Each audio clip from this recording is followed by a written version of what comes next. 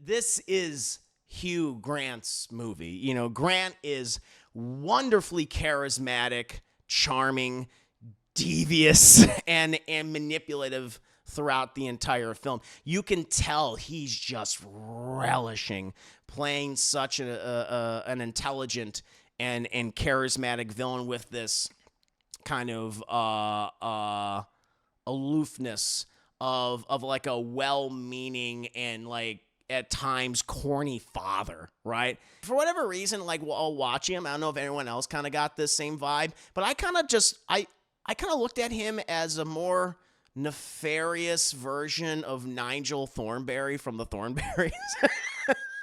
You know, who was the basically that was a Nickelodeon show in the 90s that went to the 2000s. The character was voiced by Tim Curry. He was pretty much like one of those National Geographic, Animal Planet like, you know, hosts, like the Crocodile Hunter, Jeff Corwin, stuff like that. Except he was very British and everything. And it's like, but he had that enthusiasm talking about like all these animals, and he's very knowledgeable. But then he always had like this weird comedic aloofness that made him such a charming character. It's like, take that, except instead of animals, it's about culture and pop culture and religion.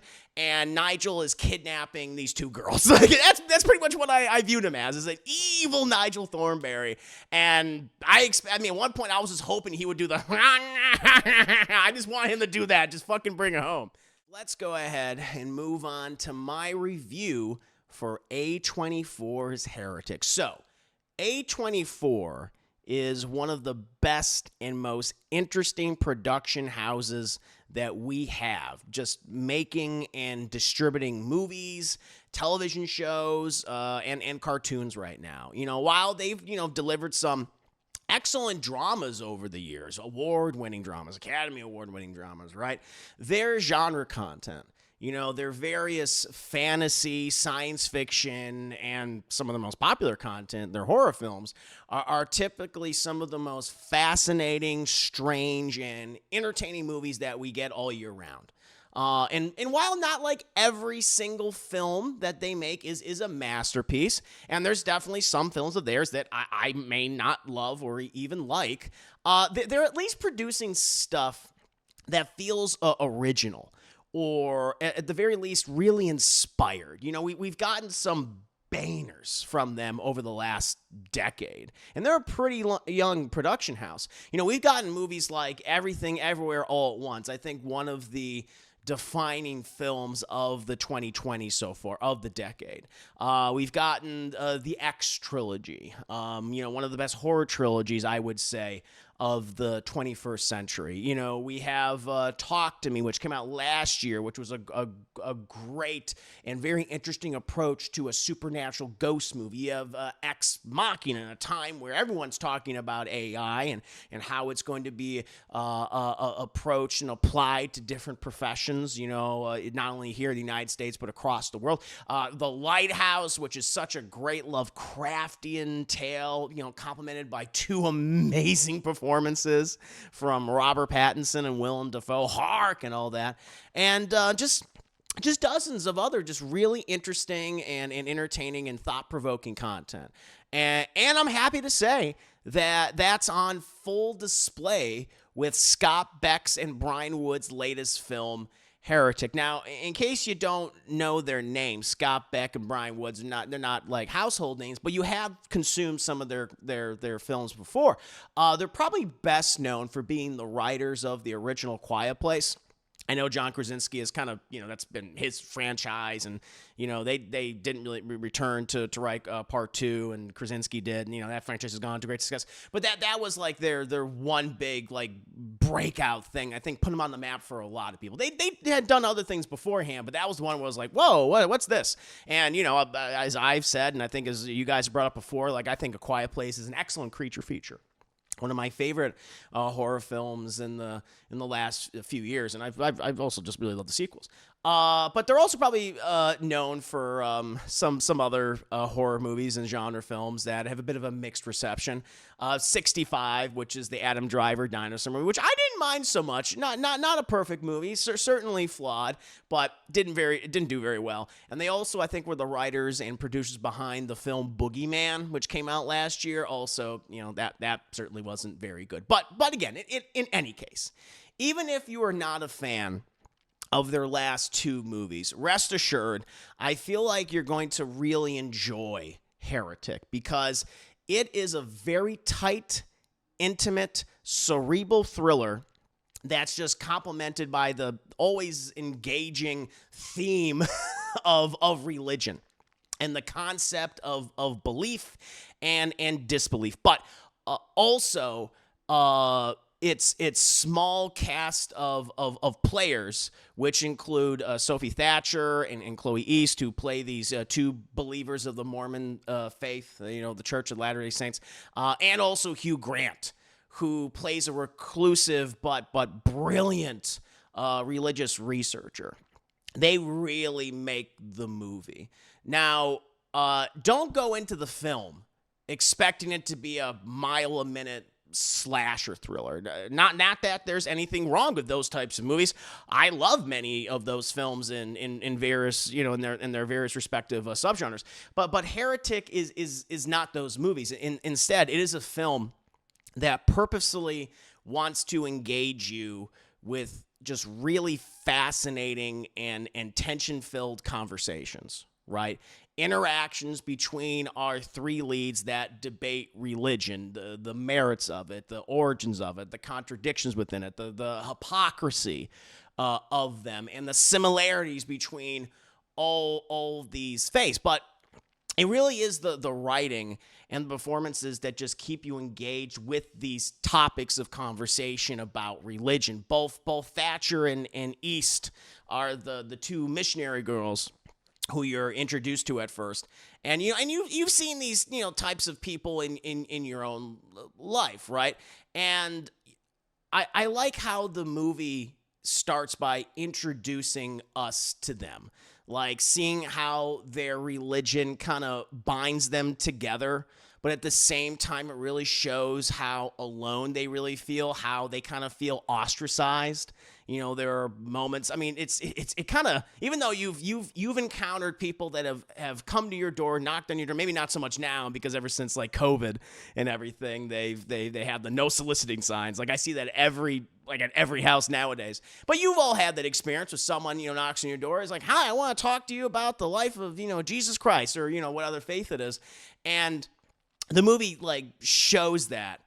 And how people are so dismissive towards them, want to be left alone, like I don't care. In a lot of cases, even mocks them, and you end up feeling for these characters in the beginning of the movie, which of course is intentional on purpose for when they eventually meet Hugh Grant. But then, like, I like how even though these two people come from the same faith, they feel very different from each other. One initially, East's character, she comes across as, very demure, very naive, kind of like a little aloof to a certain degree. And then you have Thatcher's character, who clearly has seen some shit. She's a little more grounded. She's a little more up to date on kind of like pop culture stuff. She's hardened to a degree. And I like that they just didn't feel like, carbon copies of each other. They're very much a part of the same faith, of course, but they still feel different. And I like their initial interactions as well. I'm unfamiliar with them as actors. I don't know if I've seen them in anything else before. But if this for all I know, could be their debut. I thought they did a really good job. I like them quite a bit.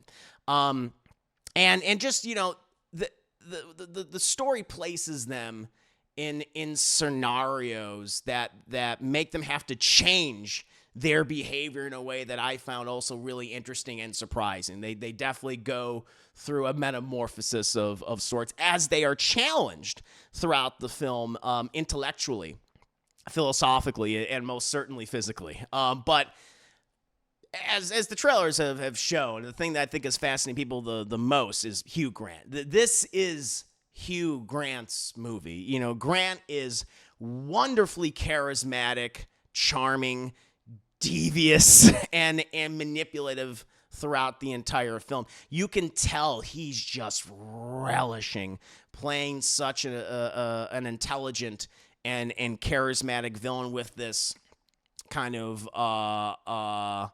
aloofness of like a well-meaning and like at times corny father, right? You know, he has this natural charm, which of course has carried him throughout his entire career, like all those rom-coms that he did in the 90s and Sense and Sensibility, right? Like all that's on full display. And he has that, you know, he kind of has that I guess that British foppishness, like, oh, yes, you know, you know what I mean? He's just kind of doing that, like, yes, indubitably. Like, that's on full display here. And he's doing that when he's also doing some of the most despicable things throughout the film. And that's what makes his performance so fun and charming and really interesting. I was like, oh wow, you can't take your eyes off the guy. You know, him and his comfy, you know, sweater, and of course the big glasses that he wears in the movie, which at first kind of make him look like, you know, your old goofy dad. But then later on in the film, the way in which he's shot and he's lit, he looks very, very nefarious, right? And what's also on full display, one of the best parts of the movie, and it's going to sound like the most boring thing ever, but it's the conversations about religion, about culture, about pop culture, and how Hugh Grant's character is able to weave all of these things together to, you know, try to make his points to these two girls that he's pretty much trapped inside of his home, which I'll get to more in just a bit.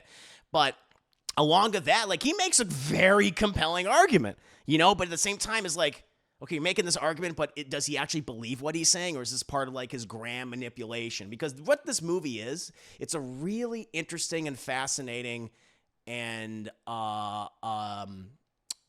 very nefarious social experiment. That's what it is. This is a social experiment created by Hugh Grant's character of Mr. Reed. And he just has this constant, intimidating aura that makes him just such a compelling character to watch. You know, at first, like, when you first meet him, he's like, oh, yes, and all that. But then when he does that again, depending on where we're currently at in the film and in a certain, like, a moment or setting, it takes on just a whole other feel. At first, it feels, you know, very, again, very funny. But then later on, it's just like, oh, this guy's fucking nuts, right? And, yeah, he just simply delivers just one of my favorite performances this year. He does such a great job. You can tell he's having so much fun playing this character. He's, for whatever reason, like, while watching him, I don't know if anyone else kind of got this same vibe, but I kind of looked at him as a more nefarious version of Nigel Thornberry from the Thornberrys. You know, who was the basically, that was a Nickelodeon show in the 90s that went to the 2000s. The character was voiced by Tim Curry, and he was pretty much like one of those National Geographic, Animal Planet, like, you know, hosts, like the Crocodile Hunter, Jeff Corwin, stuff like that. Except he was very British and everything, and it's like, but he had that enthusiasm talking about like all these animals, and he's very knowledgeable. But then he always had like this weird comedic aloofness that made him such a charming character. It's like, take that, except instead of animals, it's about culture and pop culture and religion. And Nigel is kidnapping these two girls. Like, that's pretty much what I viewed him as, is an evil Nigel Thornberry. And at one point I was just hoping he would do the I just want him to do that. Just fucking bring it home. Yeah, and the movie is punctuated by, yes, you have the horror, you have the thrills, you have these intellectual conversations, which are all great and make you stop and think, go like, oh yeah, how do I approach the situation? You know, is this, like, the girls are confronted with a question, like, they don't know how to answer. How should I answer this? Is this going to set him off and make him go fucking nuts, right? That's what the movie does. But then it's punctuated by these really funny moments too, which alleviates some of the the high-strung tension. Hugh Grant references a pop culture. He references a movie and a character within a movie that I never thought would have been featured in a film like this. And you'll know when it happens. And I was like, that's really funny. So you just end up really enjoying his character, despite what a nasty son of a bitch he is. And just the location, the house itself, Hugh Grant's house, it is a character in itself. Like, when you first, like, even see it from the outside, like, it's like all the way back in this kind of like this wooded area and this winding trail and everything. and like all the curtains are drawn, and when you go inside, like he just mentions like one little thing. It's like, oh, you don't mind that the house is like has metal paneling, and the girls are like, wait, excuse me. He's like, do you want some blueberry pie? He's like, wait, what's that extra detail? He has like at first it's like a very cozy home. It's like your grandparents' home, right? Like that's the way it just has that feel, and the way it's lit, like all these old lamps and furniture and stuff, and these books and this library and everything, and it has that intimate feeling, like, oh, this is gonna be a relaxed setting. But then that's when the tension comes in. That's when the drama comes in. That's when the nefariousness comes in, and the movie and it shifts. And the more tension-filled it gets, the more you start to see how truly evil the house actually is. And I really like that. And we go to some pretty creepy, twisted places throughout the movie. Like, they even introduce, like, the house is on this electrical timer. And so, like, all the lights in the house will, like, shut off at, like, after a certain point. And it's like, that's really interesting and weird. And like he even says that to the girls initially. It's like, oh yeah, sorry, it occasionally does that, and the girls like don't want to question him. Like it's like that's a little unusual thing because they're also just trying to baptize a new person, trying to get a new person in the Mormon faith, and so they're just letting kind of all these things pass until they become trapped. And the editing of the movie I thought was great too. There's some really great sequences and some callbacks and things and some visual cues. I was like, all right, remember this, remember that, and how that all plays towards like the back half of the film. I ended up really enjoying it. But yeah, I think this is one of the best movies of the year. Again, this isn't a horror slasher or anything. This isn't a monster movie. It certainly has its thrills and has a lot of tension and a lot of creepy moments, most definitely. But it's a cerebral, psychological thriller about a man that is pushing these two women, manipulating them, trying to prove his point, and inviting and encouraging, feedback and a response from them. But then at the same time, you don't know if that's what he really wants or wants to hear. It's really good. It's a really well made, tense horror thriller, and just another fantastic movie in A24's catalog of films. I think a lot of people are gonna really enjoy this. But what about you guys? Has anyone had the opportunity to see Heretic? Did you like it as much as I did? Were you more mixed in the movie, or did you just not like it at all? Did you downright despise it? Let me know. What about you guys? Let me know. 5 minutes later. Oh no. Did Tony Todd pass away? Oh, that's terrible. He was only 69 years old. All right, we'll talk about this in just a bit. Oh, that's terrible. He just. It's funny. We just did a Tony Todd movie. It was just last week, wasn't it? Just last week, or in the month of October, we did a week of zombie films, and we did the remake of Night of the Living Dead in 1990. He was great in that film. Of course, Candyman. Most recently he was Venom in Spider-Man 2, and he's gonna be in that Indiana Jones game. Oh no, I'm very sad to hear that. I didn't know he was ill. I guess I don't know the circumstances of his passing. Damn. All right. We'll talk about this in just a second. It's so sad to hear. So sad to hear. I'm a big Tony Todd fan. I love Candyman. Oh. Space Cowboy, going to see this over the weekend? Yeah, I recommend it. This is the movie to see over the weekend. Yeah, thank you for letting me know, Just Ty. Blaze up, lad. Good to see you. Welcome. Always good to see a first-time chatter in here. Only 60. Yeah, it's crazy. He's only 69. Thatcher's on that Yellow Jacket show, and she had a small role in Maxine. She was the makeup artist. Oh. I'm trying to remember. Oh. She was the one that put the goop on Mia Goth's face. She was that person? She was that person. Okay. She's going to be in the companion movie of Jack Quaid and East Fieldman's as his psycho-Christian girlfriend with the Jesus shrine. Hey, good casting. Good casting, because she kind of plays like a character. Well, I wouldn't say a crazy character like that, but she plays a very religious person, so she has the experience for it. So that makes sense. I didn't recognize her. Oh, yeah, I know. We got to do Candyman. I feel like we got to do an impromptu Candyman watch party at some point, maybe possibly next week. Do I think this movie has Oscar potential? I don't know. Again, the Academy is very... They've always had like a dismissive view towards genre movies in general, especially towards horror.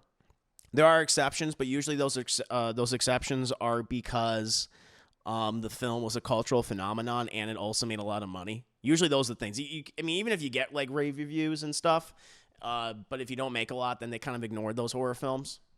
Whereas is where you know, if it was a drama that got rave reviews but like made no money, then they'll happily nominate stuff like that. But yeah, it's kind of multifaceted. I don't know. I think so. I think Hugh Grant, at the very least, I could see him getting an Oscar nomination for his role, especially compared to like the types of movies that have come out this year. I have to figure out like, you know, what are some. I mean, but what I would nominate is different from what the Academy would nominate. But I think he does a great job. I think this is one of Hugh Grant's best performances. He's able to use that kind of aloofness, that affableness that has defined so many of his characters, you know, throughout his early career, especially in the 90s.